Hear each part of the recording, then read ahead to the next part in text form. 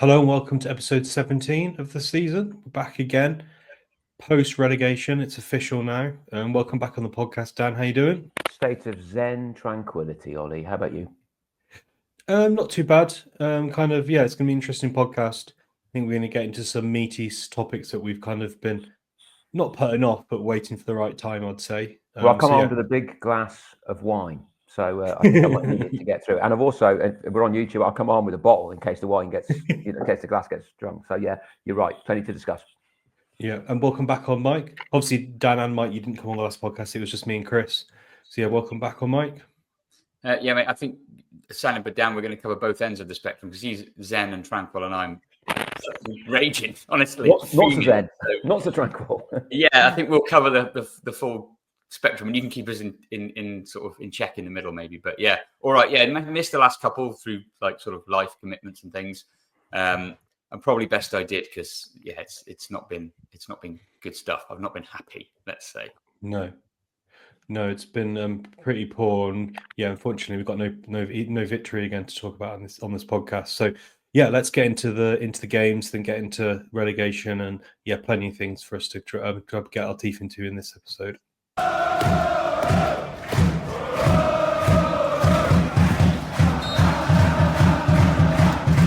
Last 4 games, no win again. After Northampton, I think that was 15 games without a victory. Pretty bleak. So yeah.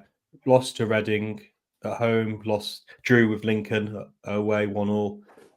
Lost to Wigan, and then a rather embarrassing 4-1 defeat away against Northampton.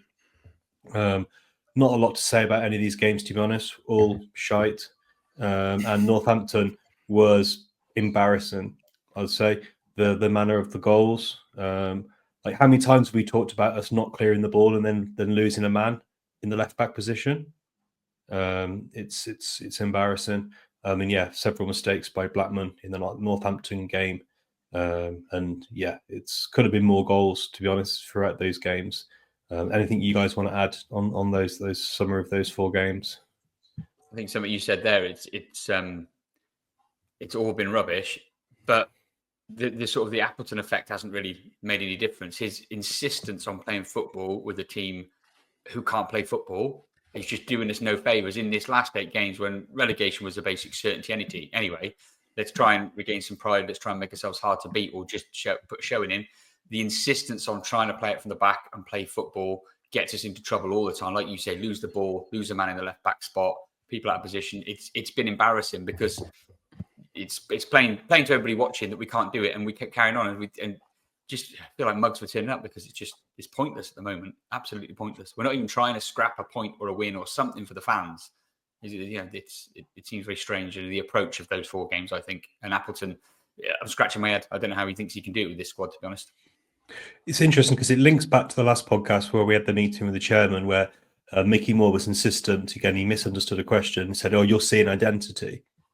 And I love passing football. I that's my favourite style of football. Pass the ball, but time and a place. And yeah, this identity thing for Moore, again, it's just more fuel on the fire of that discussion, which we'll come on to later. But it does, as you say, Mike, this is a team that's had its 3rd manager in 1 season. And I almost, in some ways, I admire his confidence trying to implement a new style of football. But these players are A, not good enough, and B, have no confidence, Dan. So it does seem a bit odd. Like, I don't mind maybe try and play a bit more football than Route 1 Ainsworth, but I don't think we have the talent anywhere. But there is a story that you could tell that's different to that here. Now, so I went to Northampton, as did 250 other raving lunatics, and it wasn't fun, but we didn't. I'd say there was one bad goal that we gave away. Benning lost his man at the back post. The lad finished it quite well, but Benning lost his man. It's a bad goal. There were 2 outright calamitous goals.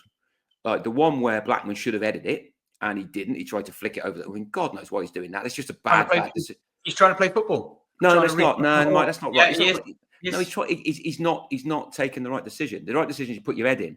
No one tries to play football chipping it over the forward. That was just a bad decision. The other one with Pierre I mean, it's just a heinous lack of communication when the two biggest lads on the pitch, there was a semi-earthquake when them two hit each other. It's just another heinous decision. So that's the first 3 goals, none of which were down to overplaying at the back. Now, I don't dispute that we did do it a bit, but I can see a reason why you might want to do it, right? If Appleton is to stay next year, and you would think that's somewhere on the list of things to be discussed at the club, then he is clearly going to want to play a certain way. And he wants to know whether our dozen or so contracted players to next year have got any hope of doing it. Now, Aaron Pierre, forget it. No chance. But he will be gone. He's not going to keep him. And I think he wants to know what the others can do. I think he's looking more at people like George Nurse, who also doesn't appear to be able to do it. And I think George Nurse has been really poor. So I think he's trying to work out whether the 7 or 8, 9, 10 new players that come in the summer, as there always are at League One, League Two clubs, whether they, who's going to be able to play alongside them, and why wouldn't you try it now? He might well be finding out there are certain players who can't do it, but there are certain players who I think are better at that than we may have seen in the last few weeks. But they're in a crap team. And perhaps I can name them later when we talk about who we might retain. Yeah. But I do get why you would try and do stuff now in a competitive setting to see what you can then hope to I can understand that to a point, but the probability of it happening or working was incredibly low. Well, sure, but almost. It wouldn't have mattered if it did, because we could have won all the last 7 games. We'd have gone down. What annoys me is that you're boiling down our remaining competitive league fixtures. Yes, we're relegated, but there's a certain thing called competitive pride and pride in your football team and pride as a fan going away to Northampton, for example. The definition of madness is doing the same thing time and time again, expecting a different outcome. So why not change? To essentially pre-season friendlies, which people are paying for, people want to get something out of, and we're fighting about with it at the back. Like, yes, people are going, well, we're playing better football. We're playing in areas that the opposition is totally comfortable for us to have the ball. We can hold on a minute, mate. We've just established that. Much as you want. But playing at the back. We've scored in those 4 games. In those 4 games, we've had 1 point. We've scored 3 goals. We've let in 9. I would say, in that summary, it isn't working. What's the point? But let's go back there. Let's take this one bit at a time. The first 3 goals that we conceded, all of the goals we conceded in Northampton, had nothing whatsoever to do with playing it around at the back. No, they don't. Yeah, but I think the point is he wants to know if people have got ability on the ball, and if they've got a little bit of ability. And for periods at Northampton, we were all right. We weren't brilliant, but we were all right. The problem is, of course, putting the ball in the onion bag. Now that's which is an interesting point than the one we're talking about there. I get where you're coming from. I think we're neither of these two are going to agree on that point. I get where you're both coming from, but I do. There's an interesting point you mentioned there. It comes up quite a bit. Oh, we've been better. We've played a bit better football, but we still lost. And you said it there. It's just about putting the ball in the back of the net. I'm a little bit tired of people, and I think it's Shrewsbury Town fans grasping for any kind of positive, and it's really hard to find a positive at the moment. Maybe that's a question we should ask. Like, find a positive. But playing a bit better and still getting stuffed isn't playing better for me. Well, so how would you play better and win? Or how would you play worse and win? Well, I'm just saying I don't believe that we've been playing better in these games when we're still losing. Like, but what would you define as playing better, and who's going to do it? Being in games, being competitive. Getting more than. But we are until we give away calamitous mistakes. Not calamitous mistakes. The thing is, you can write it off to individual errors, but individual errors come from sustained bouts of pressure, come from the opposition having 60-70% of the football, and us having to defend for our lives. Mistakes come because you are under pressure. How much of the ball did we have on Monday? How much of the ball did we have on Monday? Monday. How much of the ball did we have on Monday? We had over 50% possession. We had 62% of the ball. I'm not. You're talking specifics. I'm talking like in general in games. We have less of the ball, right? The opposition have more of the ball, and when they have more of the ball, they do more with it. The possession that we do have is ineffective in our defensive third, just before the halfway line. We never have the ball in the opposition half. The ball is always coming towards us at the moment. You can't say that we're having spells where we're dominating possession or taking the ball to teams. And what happens apart from at Northampton on Monday when we had 62.2% of possession. But when the ball recycles out and in and out and in and out and in, mistakes happen. So that's the root of the mistakes is us not controlling games, not competing. And you can't say you want us to not keep the ball. No, I want us to keep the ball up the other Well, end I've of done the that pitch. then. Okay. The problem is John Marquis is crap. That's the problem. We haven't got That's- people who can. Jordan Shipley has vanished. That's a problem. All of these things contribute to not scoring the goals. But I But we're get not why keeping the ball out of net at the other end. So the possession is calamitous going mistakes on anyway. Monday. That had nothing to do with keeping the ball. That was all about heinous mistakes. And Blackman's even gone on record on X to say how bad he's been over the last month. And I every respect to him for saying it because he's been bloody awful. I think that lets them off too easy. Those mistakes are, well, being generous, 1 minute of the total 90 minutes of the match. Which is why Well, that's the problem. They've got another 8, 9 minutes to do stuff. They've got another 8, 9 minutes to do stuff. Those mistakes are very small parts of a game. And the game in total, we're nowhere near. And this passing nonsense, The goals do change games. When you do what we do. A free card for them. It is totally. No, but it isn't at all. It's the point is that when you're keeping the ball quite well, and then suddenly you're 2-0 down because you've made one horrible mistake at the back post, and Blackman's had a brain fade. It does make a difference that you're 2-0 down. You can't imagine that you're not. The games do change on goals. They're mentally fragile. Then you can go a goal down, you can still compete. You can go 2 goals down and still compete. They just it's too much down. We had the ball for 62% of the time. Yeah, but we lost 4-1. 60% of the passes. Yeah, I know. But step back. What I'm saying is Appleton is come in to try and do something. Now, when he took it on, I thought, I don't really get it. What on earth are you doing this for? My argument is simply that he wants to play a certain way, and he wants to know whether the players at the moment can play that way. And if they can, then we might see him next year. But by the looks of things, there's going to be a fair few who can't. And I think we'll be saying goodbye to them somehow. I think at the end of the day, like whether we played direct football or passing out the back, we're going to lose all these games. So I get where both of you are coming from. And at the moment, we've got 30 points. And it's fair to say that, so at the moment, if we stay where we are, which is probably likely, we've got 6 points to play for, we'd end up on 30 points. Obviously, we're the first team in the EFL to get relegated this season. Last season, Carlisle got relegated on 30 points. They're now a non-league side. Forest Green Rovers got relegated the season before on 27 points. They're now a non-league side. And Crewe got relegated the season before. That was 29 points. And they're still a League Two side. It's a lot of Tuchel fans are talking not just about obviously relegation being bottom of the table. It's not looking good for next season. I think there's a lot of Shooter Town fans are quite right to be worried. We're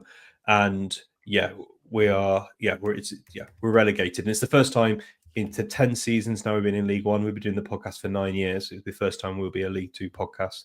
So that's going to be a first for us. Just talking about League Two, I watched the Walsall game on Monday. Was it handball, Ollie? I've not seen it. Was it handball? No, it's a handball, yeah. Oh, okay. Oh my God, the quality was so bad. This is the League Two, is bad. Maybe we can actually get something in League Two, but who knows? But it was really poor quality. Yeah, the quality was poor. In there, I think. Yeah, it was really bad. So I'm not looking forward to going into League Two. Another question, which is going to rile you two up. Have the players tried this season? Oh God, Mike. Have the players tried this season? Probably at the start they were trying. Probably when they thought there was something in it, they were trying. They haven't been trying recently, and if that is trying, they need to look in the mirror, because these are players who either have played consistently at League One, or even a couple of them played higher, or League Two and fancy themselves to be League One footballers. These are players who you can tell they think they're good enough, because they all think it's everybody else's fault that it's going wrong. You can tell that on the pitch. The attitude's wrong. There's a question about how you quantify trying, I suppose. Are they running around? Yeah, they're running around. Are they sort of, getting into the positions they're supposed to get in most of the time? Yes. But are they making the passes? Are they making the tackles? Are they putting the bodies on the line? Are they sticking to the tactical plan? Are they not falling out with each other? Are they staying as a team? No, I don't think so. Are they technically composed on the ball, or do they have loose touches? They give it away. Is the goalkeeper? Yeah, there's two things that you touch on, like the quality. I think we can all agree this squad of players is well below League One quality. These players. Yeah, I know, but that's why you were slipping into it, though. But I think, for me, I think there's been different periods of time. I think under Paul Hurst, the players stopped trying. I thought their effort levels went down. I thought at Ainsworth, they definitely picked back up again. and then to Show what Appleton. they're capable of at Birmingham, at Wrexham. They show what they're Yeah. capable of, and then they try. Yeah. Unfortunately, then we sold our best player. Like that was a terrible moment of the season. I'm sure we'll review that on the end of season podcast. But yeah, I agree with you, Mike. That I don't think they've been working hard enough. But as Appleton, and we'll come on to his quote later, there's something seriously wrong with this bunch of players. But Dan, you've seen a lot of games this season. You've been to more games than me, Mike. You think they have been trying, don't you? Well, I think the whole discussion is really awkward and difficult, and I don't enjoy it. I'll get that out there right now. But I think John Marquis has had a really, really poor season, and I'm far from his biggest defender. But I can't accuse him of not trying on Monday. He was running around, giving it everything, and it just wasn't really working. And I see a lot. I haven't seen bodies on the line. Absolutely, they're flying in at times to block crosses and stuff and block shots in the box. But I that's not an issue for me. I've not seen anybody where I've thought he's not bothered to run after him. I've seen plenty of people make lots of mistakes because their confidence is through the floor. And I know in my life, hold on a minute. I know in my life that if people are going at me all the time, if the world is looking at me and I'm making mistakes, then everything just gets worse. And it's hard. Jordan Shipley's the best example. I am 100% sure he's been trying. He's just completely lost. He's got to go, right? For the sake of his own mental health, I'd have thought more than anything. He is a good football player, but we're not going to see it. And I feel for him this season because he started against Reading, didn't he? And he was yeah. woeful. Yeah. But yeah, Mike, you wanted to. Well, I was just going to say, I don't think leave trying out of it. Everything has fallen through the floor, but I've not seen any evidence that these guys are not trying. I've seen lots of evidence of them getting stuff wrong and being a bit naive, but that's a different thing. I mean, trying such a vague word. I think trying. Yeah, I think it might be. I think it's a difficult thing to quantify. Trying for me is different to you and stuff. But I mean, I literally saw it on the Friday game, the Good Friday game. John Marquis was running through. I think it was either Taylor Perry or something. The left had the ball, and Marquis wanted the ball played through, and Taylor Perry played it inside to Gilead probably, and Marquis turned around and he started bollocking him. Not really. He hadn't played the ball he wanted. He played the ball over the top, but he'd stopped and he was more interested in having a row than he was in actually playing football. And that from the captain cascades down to the captain thing, Dan. That's not really your thing, but. That cascades down. That's evidence of people who their mind's not on the game. They're not trying to concentrate. They're not trying to be in it 100%. That for me it's a level of application, a level of professional attitude and seriousness that we're not seeing out of them. The Jamal Blackman thing, trying to loop it over somebody's head instead of getting clear. If you care about keeping the ball out of your net, fucking clear your lines. Get the ball at the other end of the pitch. Too much. Horrendous decision. Yeah, horrendous decision. Yeah, and that's where I see it as a lack of trying. Maybe it's more of application and concentration and professionalism. Yeah, I can buy with that easy. Actually. Yeah, definitely application and skill and ability, and also mental toughness is lacking in this squad. One thing I just wanted to touch upon on these games, Dan, is you were reporting there was quite a bit of animosity from the crowd at Northampton. Yeah, I was pretty unhappy about it, to be honest. I said I was in a state of Zen tranquility, but I wasn't when I watched this because there was two incidents that I felt showed football fans in their worst light. And one was Mal Benning taken off as about halfway through the second half, taken off on the far side. So he walked around in front of the town fans to the bench. And I, for whatever reason, me and my two boys, we clapped him as he walked by. I said, "Chin up, Mal. Come on, keep going, mate. You've got to keep at it." And he just sort of waved to us. And almost at the same time, there was a couple of guys who were much closer to the front than we were, who clearly verbally abused him. Right? They and I don't know exactly what they said, but you can probably have a rough guess. And Benning didn't have a wonderful game. He's not had a wonderful season. And you know what? I bet he'd be the first to tell you. But standing there and verbally abusing any professional football player, using language I'm not going to repeat on this podcast. I just think I think that says way more about the individuals concerned than it does about Mal Benning. And Mal Benning reacted a bit, and it made me think they probably did. Probably was some effing and jeffing. And I think whatever you want to say about Benning always tries. He's just not had a very good year. The second point at the end, Aaron Pierre and all the players came over, and you could see the players knew it had been crap, but they wanted to make a point of saying, we appreciate you coming, even though it was pretty shit. And Blackman's, body language was really, really down. And I was sitting just behind Aaron Pierre's wife. I didn't know at the time, but it was where I saw him was walking out. And 2 or 3 people again yelling at Pierre. He must have been 15 yards away, just as they were yelling at Jordan Shipley at Cambridge. And Pierre tried to engage him. Shipley tried to engage these fans at Cambridge. Cambridge, another horrific day, and we lost 4-1. And Jordan and Stewart, Callum Stewart pulled Pierre away. And I thought, that's interesting. It's his first start in a Football League game. And he's like, don't go there. That's not going to work. But I thought, you've got these guys verbally abusing, probably using language that you would never use at work. If I use that terminology to anybody at work, then I get sacked. And yet football fans do it, and they seem to think it's all right. And Pierre was very unhappy about it. Maybe it was because his wife was sitting just behind. I don't think it was, though, quite frankly. I think it was just like, what are you on about? We are giving it our best shot, even if it's not working. And I just felt Town fans didn't cover themselves in glory there. And I don't think as human beings, it makes much sense to behave like that. And the wisdom of a 9-year-old, Vince says on the way out, he says, why will they behave better if you just call them names? 9 years old. It's not the most profound thing you'll ever hear, but he ain't a million miles away. And I just felt we can do better than that. You don't need to verbally abuse the players. That's poor. And I hope we don't see it in the last 2 games, although I fear we will, Ollie. I'm conflicted with that, Dan, because I totally understand where you're coming from, and personal abuse or anything crossing the line is not acceptable. But I have also done it. I've stood in those way ends and I've said, fucking shit, not good enough. This has got to get better. You should be ashamed of yourselves. Related to the football performance, I think strong feedback is part of the game. If them players thought they were going to come over and get a rousing round of applause for losing 4-1, they're living on another planet. Have you seen any football ever in your life where teams get beaten? It's never clapped off. That's not part of football. It's not a nice part of football, but it's part of competitive sport. It's not exclusive to football. It happens in other sports as well. If your team is not doing well, you take it personally. You pay your money. You take your time. You go to away matches. Crossing the line into anything like personal, specific, or into things like racism or anything like that, absolutely not acceptable. It did occur to me that Pierre and Benning are ethnic minorities as well. I hope it was nothing to do with that, but it did occur to me that both. Yeah, I can't speak, and it wasn't there. But the voicing of frustration about absolutely shit football performances is part of the game, and it's absolutely what they should expect when they're doing so badly.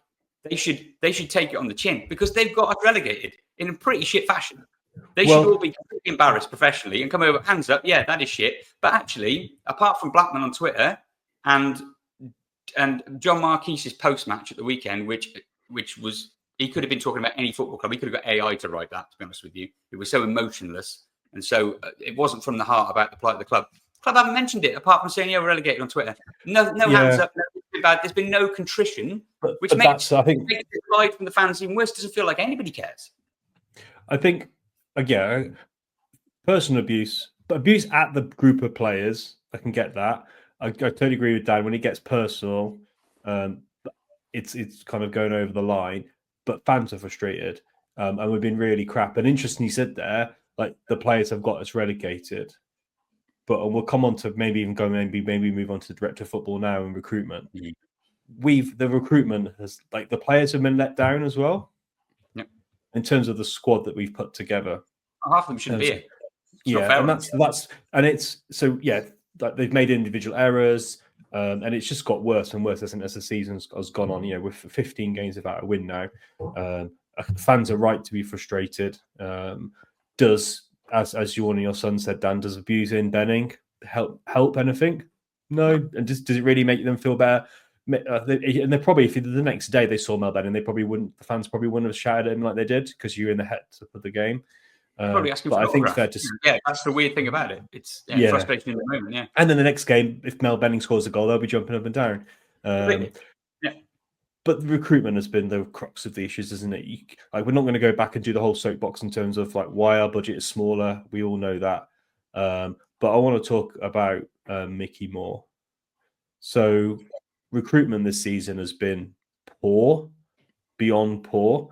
When Paul Hurst left, there was a narrative came out that Paul Hurst signed all the players. But for me, this doesn't get the director of football off the hook. No. He's supposed to be the director. Second glass, fellas, just so you're aware. Yeah, so those listening on the podcast, Dan is topping up his glass. The director of football is supposed to be a senior leader in the football club. He's supposed to be a senior leader. He's come in to do a job, and apparently his role changed. Paul Hurst was given the reins to like kind of decide more about players, but he's still a senior leader in the football club, responsible as a director of football. So for me, the role change, whatever, doesn't get him off the hook. No. And it's fair to say that the recruitment in the summer, like just think about it. We planned to play a kid on loan from Villa and either Toto Enciala or Pierre in defence all season. Morgan Feeney. And Feeney as well. But we plan to play 4 at the back as well. So, you know, the crux of our defence is not fair on Josh Feeney. He's probably learned a lot in some ways, but it has maybe been an interesting load spell for him. But those central defenders just starting there is really poor, and the recruitment has just been diabolical, hasn't it? Whoever you can't.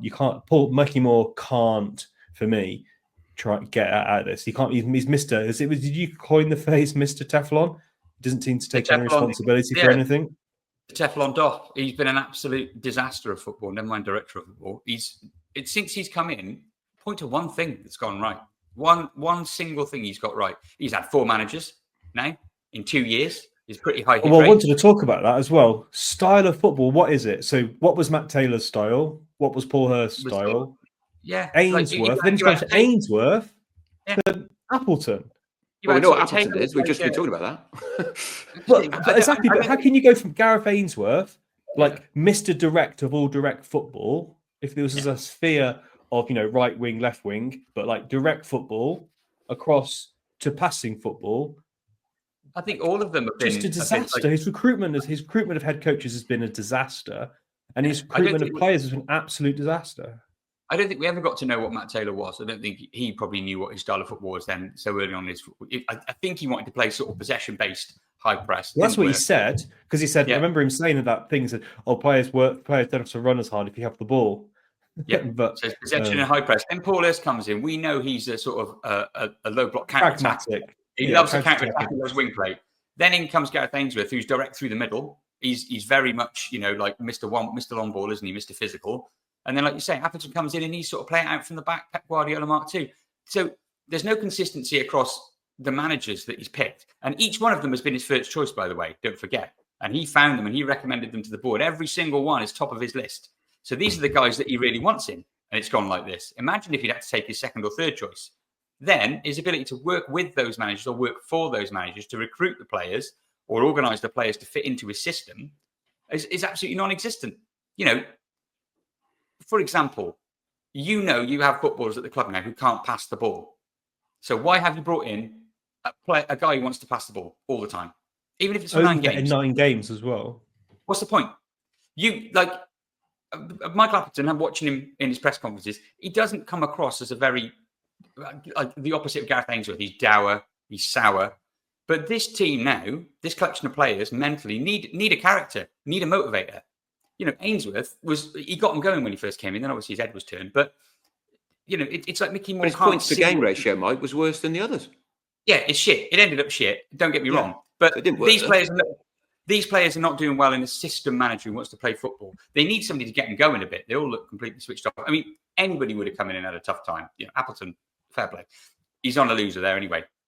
But the point being is that Mickey Moore is supposed to be directing the football club, directing everything from transfer strategy to the way that youth players go into the first team and the style of football we play through the systems to make a first team. He's supposed to then be recruiting players to fit that and recruit managers. None of it makes any sense. It's completely thrown against the wall. There's no strategy to it. And I think his position is pretty much untenable, I think. Nobody has any faith that he knows what he's doing, I don't think.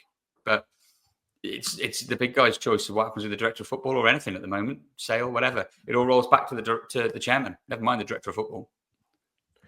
Yeah, what's your kind of view on his performance, Dan, over these few years? Mickey Moore? Yeah. Well, the thing that annoys me is the communication side of it. Because Mike's point was one that we raised a couple of podcasts ago, that every managerial choice has been the one he wanted. This is it. This is the guy. And yet they couldn't have been more different. And of course, the outputs have just been across the board crap. Now, I get that we haven't got much money. I get all the rest of that. But the incoherence of the squad and the inability of the squad to compete comes down to last summer's recruitment. And Mickey Moore's been around long enough now to have stamped his authority on proceedings. And if he's not going to stamp authority on proceedings, if it is going to be Paul Hurst who does the recruiting, then what exactly is he doing? Tell us. Explain to us what this role is. Explain to us when managers have their say and when they don't. And we don't get any of that, Ollie. I don't really know what he does. It's always it's so vague that he doesn't get held accountable for anything.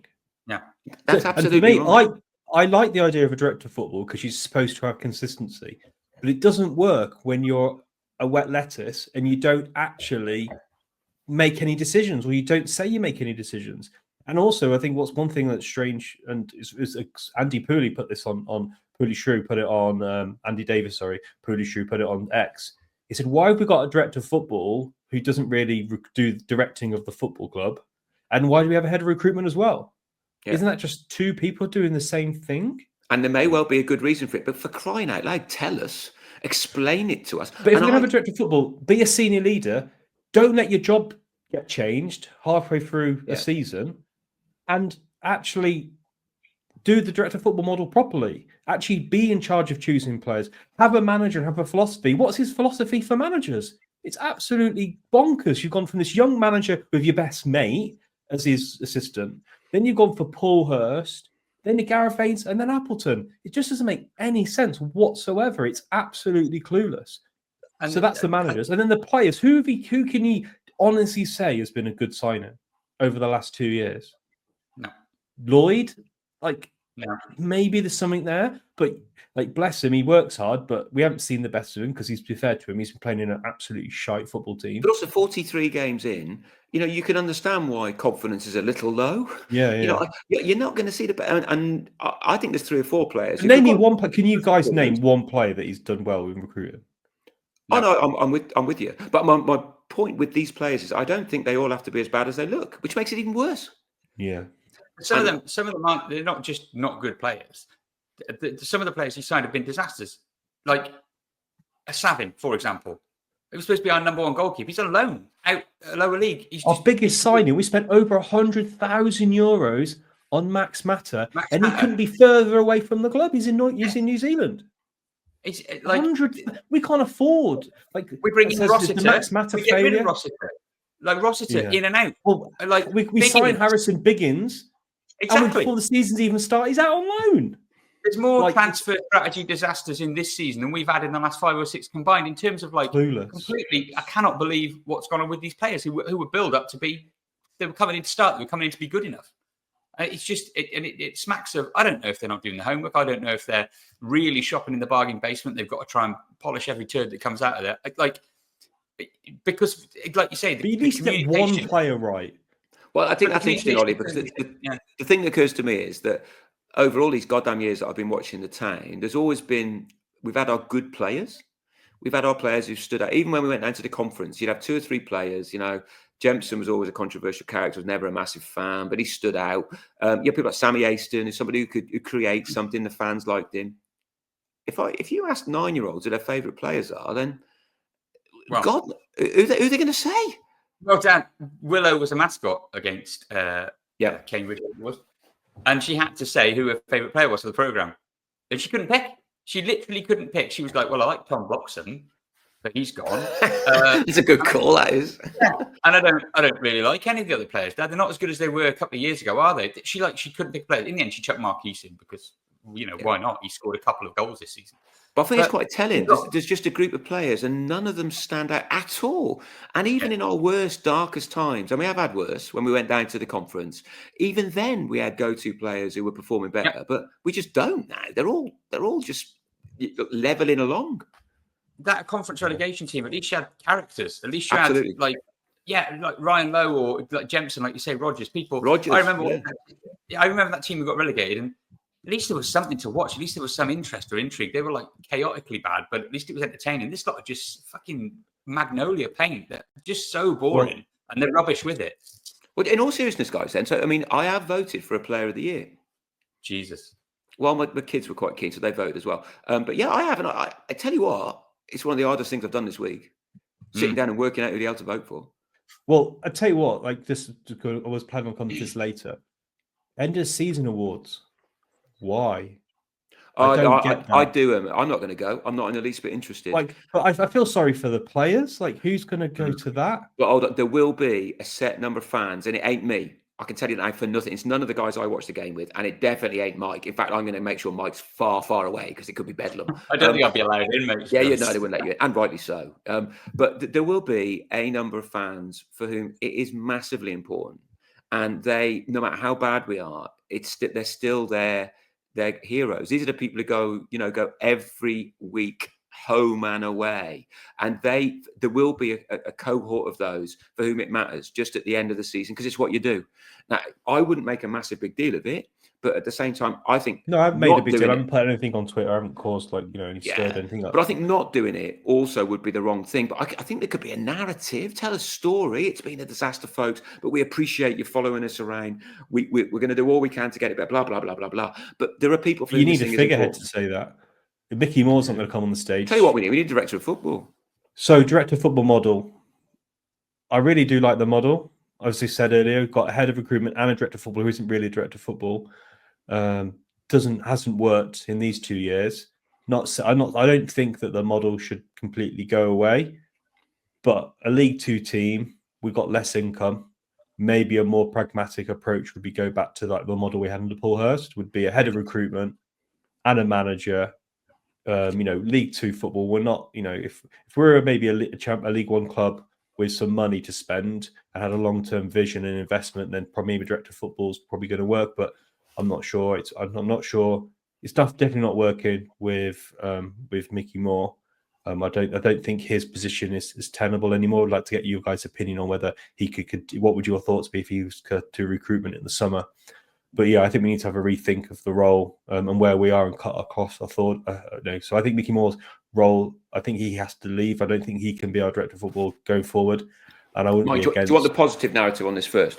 It's not very positive. Don't worry. But this is all about the takeover, right? Surely there will be some movement at some point, right? There simply has to be, and at that point, then you rejig, and you do not need a director of football and head of recruitment. That's the time where you set your stall out as to how you're going to take the club forward. Now, for me, I'd love to know what Mickey Moore thinks is what if he were asked to reapply for his job, how would he make the case?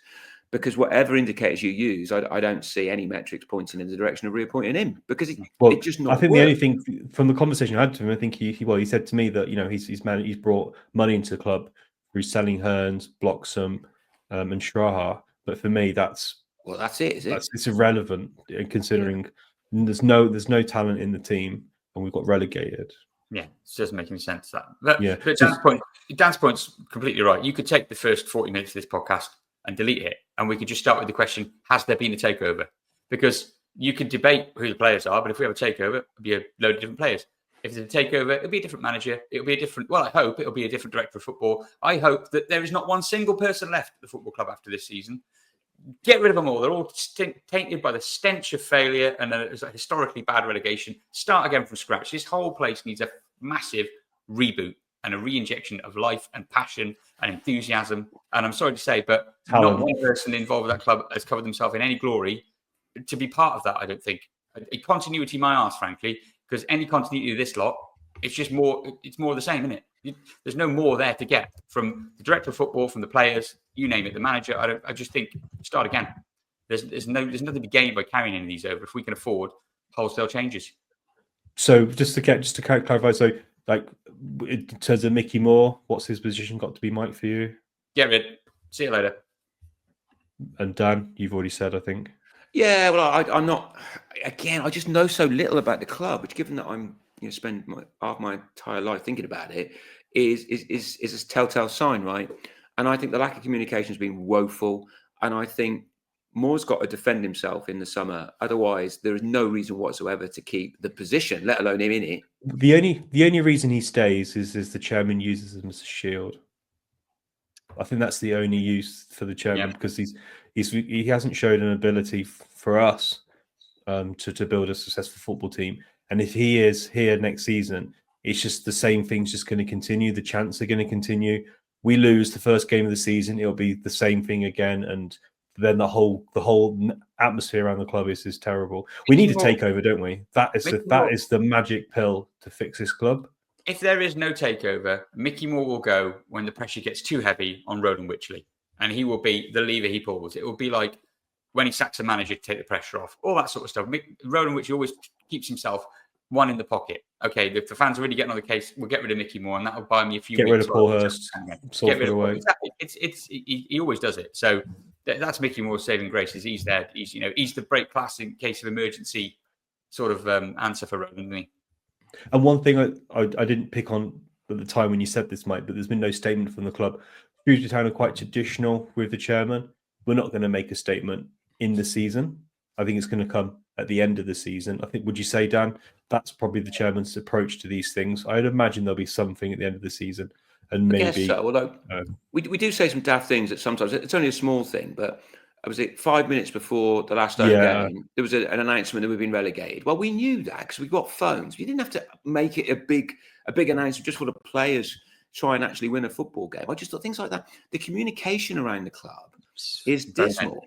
Another friend of mine said to me as well today that they're not sure about renewing their season ticket, right? And they haven't done it yet, and they've had nothing from the club on it. And I would expect someone from the club saying, look, we see you haven't renewed the season ticket. We know it's not been great this year. We really hope next year is going to be better. We need your support. Now, you might take a position that Mike might say, well, fuck you lot, pardon my French. You're all rubbish. But I think an email or something. It's the right thing to do. I think you're absolutely right on that. We've had nothing. I think this leads on to something I want to talk about is the sort of the treatment of the fans in general by the football club.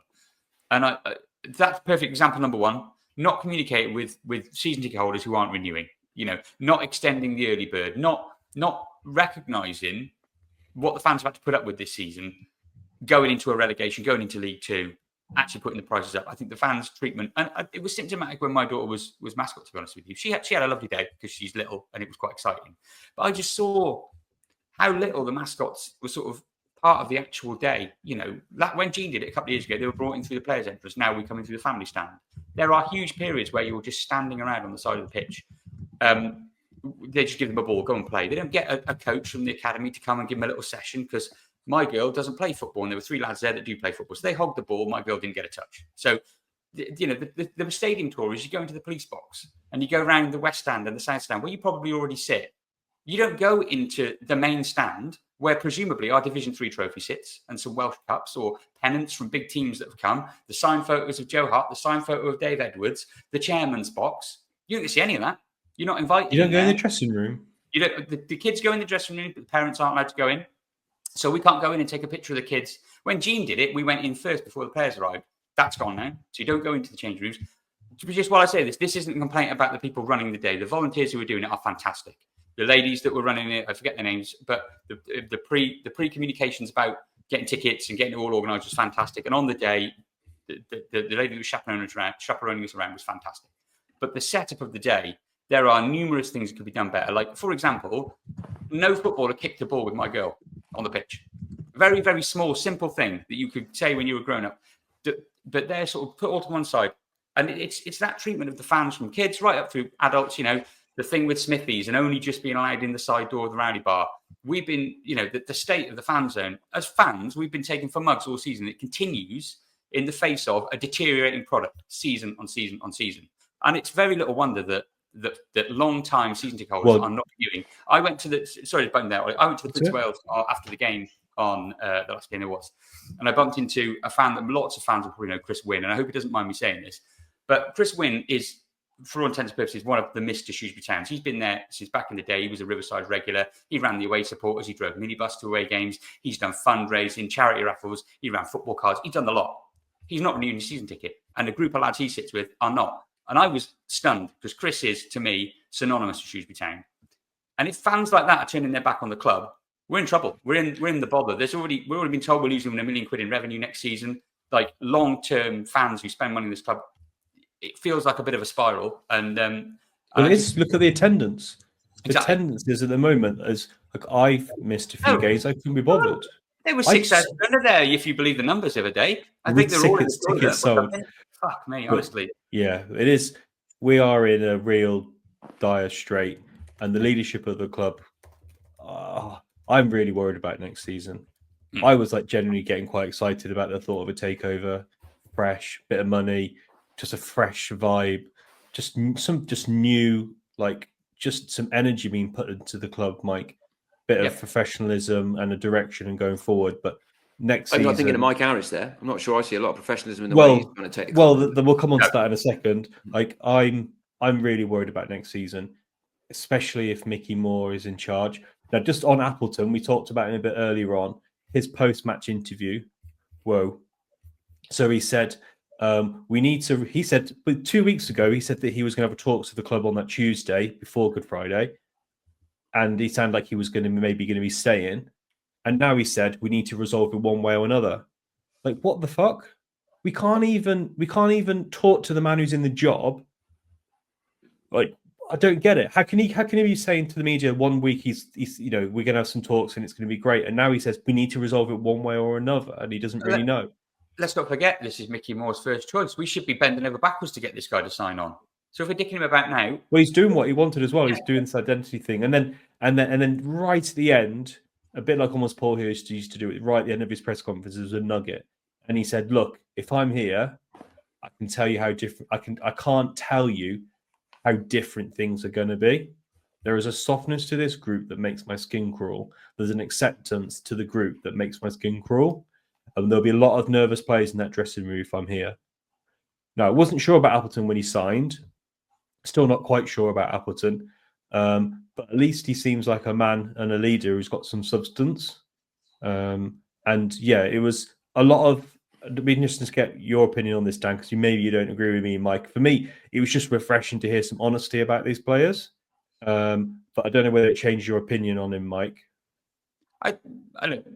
He's a caretaker manager. It sort of holds no water, him saying things like that. It's a great soundbite, and it makes him look like he's fighting for it, and it gets the fans on side with him, and he can call out a few players because he knows the fans don't like the players. But a player reading that, I think, great. The substitute teacher doesn't like me. Well, they won't be here next week. I'm on a contract next season. I can't see. It holds no weight. So Gareth Ainsworth did it eventually. I told him some home truths in there. I'm usually a positive guy, but I've laid into him after extra, I think it was. Net result was nothing. Players don't care. So again, great soundbite, and he's right.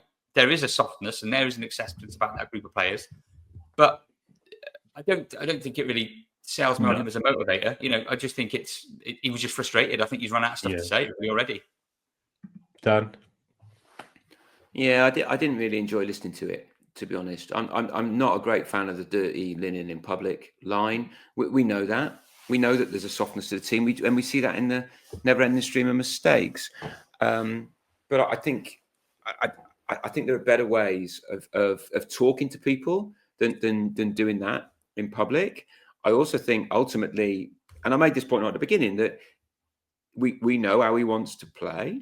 This is if you want to be positive about it, a period in of 2 months where he can look at where the players want to play his way. And he's finding out. And I don't think he then needs to rubbish them like that. It's not the way I would have done it. But then again, I'm not a manager of a League Two club. But I do think that there was something about it I felt was not particularly helpful. I think he's finding out enough about each of these players as he's watching them play, as he's talking to them, as he's seeing whether they can take on the ideas that he's developing. Anchorman, one of the best films ever, right? Always stay classy. Not much class in that. Rise above the shit stirring and the mud slinging. He didn't need to say it. We know it. I think he could find out what he needs to know without publicly humiliating people. Yeah, and I agree with that. I think at the time it was, for me, I was angry. I'd watched another bad performance. It fitted, I think, with a lot of people's frustration and anger, as you talked about at the Northampton game. But in the cold light of day, it doesn't really help anyone. Just like abusing betting doesn't really help anyone. And it doesn't change anything either, does it? I think that's the key thing. Will they perform better? Maybe, because a few of them are under contract, but maybe not. I think they only perform better if he gets the job. Yeah, we're already relegated. It doesn't matter if they perform better. But it does, though. This is the point. It does. It's still, because they're under contract for next year. But then there's still a pride for them, whether he's the back manager or not. There is some pride there, but it does seem unlikely, doesn't it, that Appleton's going to get the job. which then just raises more questions about the direction the club is going. So without trying to, with kind of the risk of repeating ourselves now, let's move on to Harris. So he made it clear. I messaged him. Sorry, Ollie, should you just make it clear this is Mike Harris, TNS? Yeah, Mike's, yeah. So say, yeah, sorry. Because I know a few Harrises. It could be quite interesting to talk about them. But yeah, so Mike Harris, the owner of TNS, yeah, he's owned quite a few communications companies, sold companies during the 90s, made a fair bit of money doing that. Don't know how much he's worth, to be honest. He said that he tried to buy the club in September. He said he put a bid in larger than the bid that Roland accepted. I don't know how he quite knows that. And then he came out, he said to me on Twitter, I asked him, does he still want to buy the club? And he said he did. And then he put out an email, and I understand what he's doing. He's trying to kind of obviously create a bit of tension and kind of rock the boat. And Roland clearly, I get the impression that Roland doesn't want to sell the club to him. But the email he put out, I've never sent an email. I never even sent an email to you guys without a subject header for the podcast. I even do that for you guys. Don't appoint him. He's not pedantic enough. Yeah, I like that. Good line. But to send an email buying a football club with no subject header and given a deadline of like half an hour, and then if you don't reply, I'm going to go public. I didn't really like that, and it didn't really sit well with me. The approach. I understand calling out the chairman because he wants to try and buy the club, but also, not that I know the chairman very well, I don't think that tactic is going to work with Roland. I get the feeling, like reading between the lines and some things you hear, I don't believe him and Roland particularly get on. I would say is the pervading opinion, and so perhaps he felt he needs to create a bit of pressure to even get a response or to get his foot in the door in terms of getting his offer read. But you wouldn't be surprised to read if his offer included the clause that he gets to rename the Roland Wycherley stand. Well, he said he was going to offer the club 5 million for the club and 4 million into the club investment. Obviously, we like the 4 million bar, but like Roland's not going to sell the club for 5 million. And I wouldn't blame him if he didn't. As much as I want him to sell, that's not a realistic valuation. It's not a realistic bid. And yeah, like obviously we don't know what Mike's plans are. We don't know if he's putting more bids in. We don't really know him as a person, so I think it's hard to say too much about it. But yeah, wasn't really keen with that kind of approach, and seemingly hasn't worked. And rumors are funny. So yeah, I heard from quite a few people that there was former Shooter Town CEO Matt Williams, who went to Burnley, and a former Burnley chairman was interested in Shrewsbury. I heard it from quite a few sources who are normally quite good at these things. And then I get a message from someone who's actually messaged Matt Williams and says it's not true. So that made me look quite silly. But yeah, at least we know that story is not true. There's always a risk for me when I do share things I've heard. Sometimes I'm right, like Matt Taylor and a few players, but sometimes you win some, you lose some. But at the moment, there's nothing. So the club said that there are talks, but I don't know where we're going with the takeover. It doesn't feel like anything's going to happen. And even if it does, it takes a couple of months at least for these things to happen. And we're in end of April now. I say the last communication at the club was talking about getting it wrapped up by the end of the summer, wasn't it? Something came out that said Roland, which he was targeting the end of the summer for something to be done. But someone's going to buy the club, aren't they, to do that? That seems quite short, but we all know that means we're going to miss this summer transfer window. Yeah. And again, I think that's pretty devastating to next season's chances. The question is, I mean, you're talking about Roland there, legacy, early part, new ground, everything, that's legacy, but recent legacy is pretty poor. I mean, would he fund a proper transfer window conditional on getting the money back through a sale? Is there something in there that he's going to be able to do anything in the next transfer window? I don't know. He's already put 3 million in. Yeah, but how much has he got left? Yeah, but it's funny. If he'd sold to the Nordic Group, he would have got like 14 million reportedly, plus 3 million he hasn't put in. So that's, for simple maths, that's 17. But now he's trying to sell a League Two football club. Yeah, he's cocked it up, I think. So yeah, no news on the takeover. And yeah, and unfortunately, we're trying to find a positive. I think the only positive we have is the fans, but unfortunately they're reducing in numbers. And yeah, God knows what's going to happen in the takeover. As you say, Mike, It's going to be this leadership team. We're going to be doing leading recruitment in the summer. We can only hope we get some changes. Any final comments, guys, on takeovers before we talk about a couple of final comments, a couple of final things? One thing I did want to talk about was players that we have under contract. So if you're watching on online on YouTube, this is not going to impress you or get you too excited. But these are the players that we have under contract next season. It's hardly a foundation of a promotion-winning side. And from that, so I think before we do it, I think there's a few players you've got to just say they'll be here, and it's kind of irrelevant your opinion on them. So Denanga probably on really small money, and Stewart as well on really small money. Idoa, no idea, but of the rest, Dan, I think forget not Go ahead, moment, people aren't on YouTube. Yeah, so we'll share the image on Twitter. But in terms of players, there are so good point, Mike. There's like number of players under contract next season. So there's Savin, Nasala, Benning, Nurse, and Hoole. There's Gilead, Biggins, Idoa, Stewart, Mata. Remember Mata, Marquis, Lloyd, and Denanga on contract next season. So a number of players, more than 11 players under contract next season. Out of those players, Dan, who would you want to keep, and who would look forward to start in the first game of the season next year? Well, I think who I'd want to keep, and the chances of us getting rid of them could be really two separate things. Yeah. Two completely separate things, and I think that's worth bearing in mind. And you could start with John Marquis. One would suspect he's going absolutely nowhere. He'll be on decent money. Unless somebody gives him the same money, why would he go? A rational actor wouldn't do that. So I can't see him going there. But you asked me who I would keep if I had my way. There are three that I think have run their course, and I can't see any way that the future at Shrewsbury Town will be positive. That's John Marquis, Toto, and Nurse.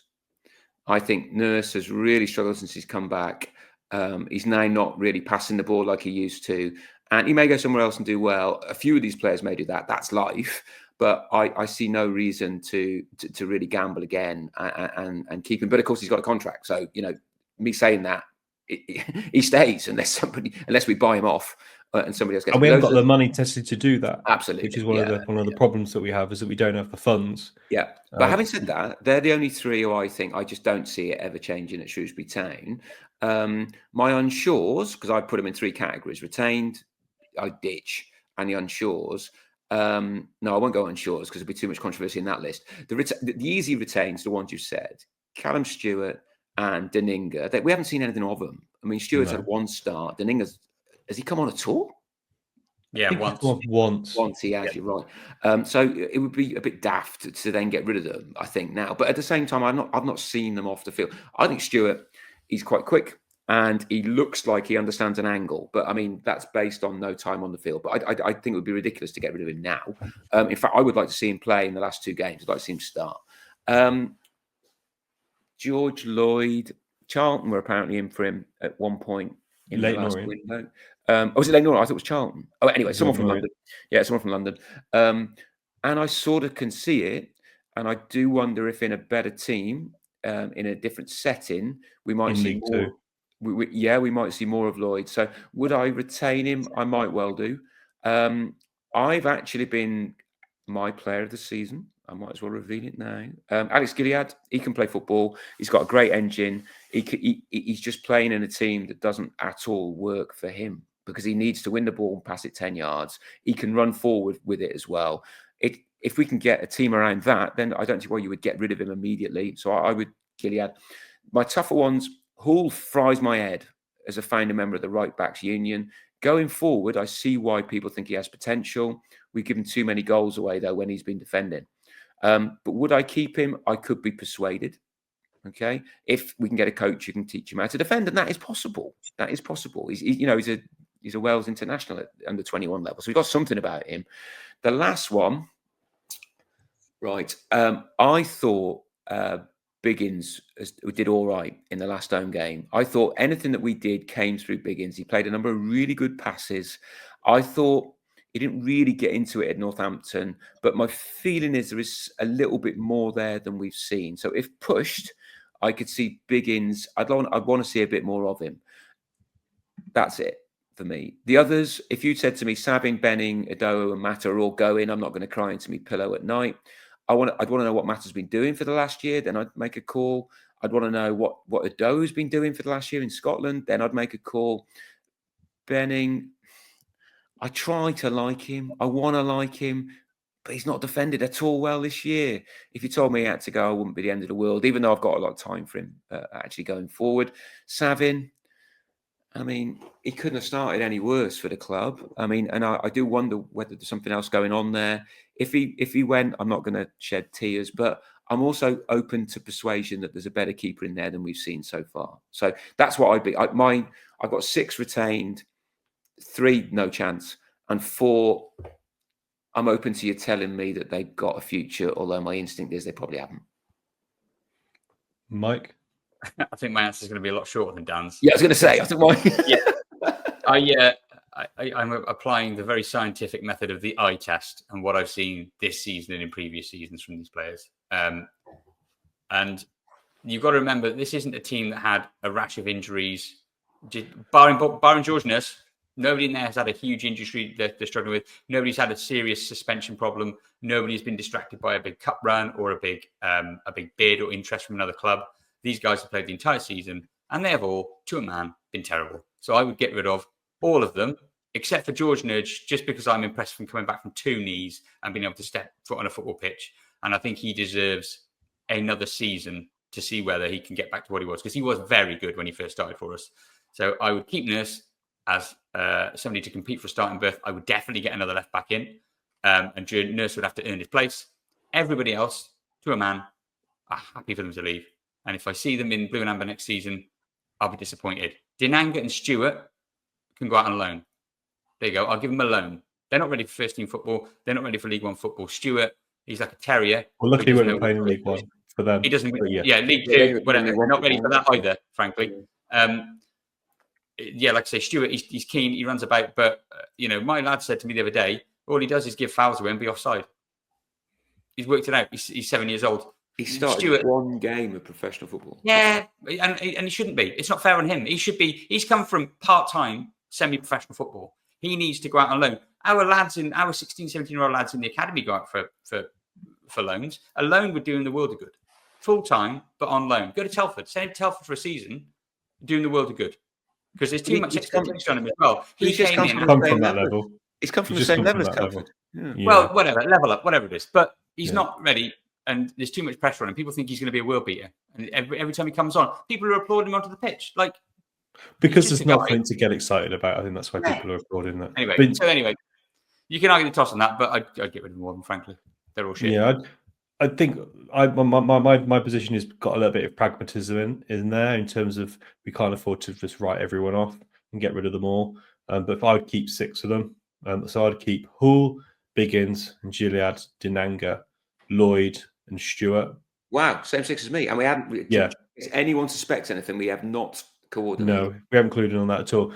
Get rid of Nurse, get rid of Benning, get rid of Salah, get rid of Savin, get rid of Marquis, get rid of Mata, get rid of Adowo as well, get rid of all those players. The problem is going to be that maybe Lloyd gets sacrificed to pay off players. I don't know, God knows where the blocks of money's gone.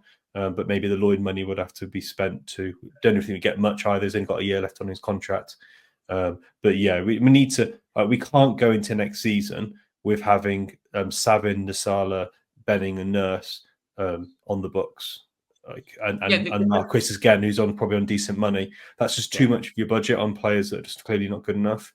I say the question of who I want to happen, get rid of them all. What I think will happen is probably what you guys say. We won't be able to lift some of them. So that's it. Well, I like Gilead. I'm gonna stand up for. I think Gilead's a decent footballer. I think you put a lot more players around him, better players around him. I think he'll do a job. He surprised me, Ollie. He's not the Gilead I remember when he was here first time. No, he's not a Gilead. He's a completely different player. Yeah, somebody I know, my Bradford season ticket holder friend who I mentioned a lot, has seen a lot of Gilead in League Two and said he's completely average and he cannot believe that he got moved to League One. And I've seen quite a lot of them in League One, though, Mike, and he's been all right. He's been bang average in Bradford for 10 years in League Two, and that's a pretty consistent period to have an opinion. New club, new manager. Well, when he gets League Two Player of the Month, Dan, we can come back to this moment. Yeah. Yeah. Okay. Yeah. Bookmark that because I'll take that challenge. Frankly. Yeah. We're trying to be positive. I'm trying to be positive. Not getting it. Yeah. Yeah. Well, maybe you'll get it, but maybe at another club. But yeah. I think that's a lot of we've done the players, we've done the director of football, we've done Appleton, we've done the takeover, we've done the players. 2 games left. Not much to kind of play for. Hold on. We're going to finish on a positive. It is 3 games. Yeah, we are going to finish on a positive. Yeah. So we've got next game, then we've got the home game against Crawley, which, to be honest, most people probably only really go to boo the players. And the diehards that you mentioned, Dan, will go because they'll want to clap the players off and thank them for their efforts this season. It's what you do. In all seriousness, I don't go for either of them. I go. It's just what I do. Yeah. I know. I go as well. I've missed a few games this season because of work and things like that. But I missed the Friday one because I decided I couldn't bother to go. I'd say I totally back people that want to go and make their feelings heard. Yeah, you're not going to criticise. I think that consistent vocal opposition to Roland Wycherley, Roland out, Mickey Moore out, even to the players, you're not fit to wear the shirt. They're getting us relegated. I think that feedback is honest. Getting personal and getting nasty, no place for it. But also the people that do want to go and clap and the people that do want to applaud and take football in a different way than I think possibly I do, and I think, Dan, similar to how you see it, should not be pilloried or mocked or called happy clappers. Or seen as caring less. The phrase happy clapper is bandied about a lot. People just enjoy football in different ways. Yeah. You can be passionate in both directions. It doesn't make you any less or more of a fan. It's not a competition to see who's the most pissed off. There's no awards at the end. There's no season at the end of the award at the end of the season for the most pissed off fan. So just go and live your truth, and let's all just depart and go away for the summer. But I will certainly be. I'll join in some of the negativity. I'll join it, but it won't be nasty. It'll just be. I want them to know that this hasn't been good enough. But I'll also, I'll say Dan in the stand, and I'll say, "See you later, Dan. Good, while you're clapping, it's fine. Don't worry about it. It's good." Yeah. All I would say is, in all seriousness, if people are going to stand up and shout nasty things at the players, just have a look around. Make sure you're not saying anything that's inappropriate. I don't want to sound like Mr. Woke because I ain't. That's not the way I roll. But I did hear things, and I'm thinking, yeah, I'm not sure that word beginning with W and ending with R is totally appropriate, right? When my 2 9-year-olds are next to me. Think about it, you clowns, And I think a little bit of that is actually needed. And certainly there were some people at Northampton who were using words that they weren't directing at individuals, but just think about it, you clowns. That would be my advice to those who are gonna shout language like that. But I agree with you, Mark. I don't mind people criticising, and there's a lot to be criticised, but just remember we're grown up adults a bit. And not everyone at Northampton was doing. Now, that's why I mentioned. Yeah. But Ollie, I said there's 3 games. You've forgotten another game. There are. I know, on purpose. Oh, okay. All right. Yeah, okay. So, go on, obviously, Mike. Anybody who's listened to this podcast for any period of time would know that it was set up by Ollie and my brother Glyn, who sadly passed away. So the old away supporters, and every year it gets older and older. Us guys that used to play with Glyn week in, week out, up and down the country, we are playing the current away supporters in the morning before the Crawley match on the 3G pitch at the back of the South Stand. So, I mean, if anybody wants to come along and watch what's probably going to be a more entertaining game than the one at 3 o'clock. And see Shrewsbury Town score some goals, guaranteed. Someone who supports Shrewsbury in Shrewsbury colours will score a goal. Yeah. So I'll be playing. Dan's playing for the old boys as well. Yep. We're trying to avenge a loss last season, but we'll see how we get on because everybody's a year older. But yeah, it should be a good bit of fun. And it's just an opportunity for people to get around and just sort of see old faces. And, if anyone wants to come along and say hello, feel free. Yeah. And if you're going to abuse me, just make sure my 9-year-olds can't hear it. That's all I'll say. Yeah. You can all come down and call Dan a wanker and get out your system before you go in the stadium. Absolutely. I'm all for it. Yeah. Cool. So, end it on a laugh. Thanks, guys. We still got the end of season review to do. Which have we? Does kind of filled me with dread. But as like Mike was saying, we kind of need to go through it. And I'm sure Chris will have a lot to say as well. So we probably will do end of season review, maybe have a little bit of a break. Do the season review. Hopefully we'll have some positives to talk about in some way whatsoever, but I'm not counting my chickens. So thanks everyone for listening, and well done for getting this long through it. And we'll be back again in a couple of weeks' time. Cheers, guys. Cheers.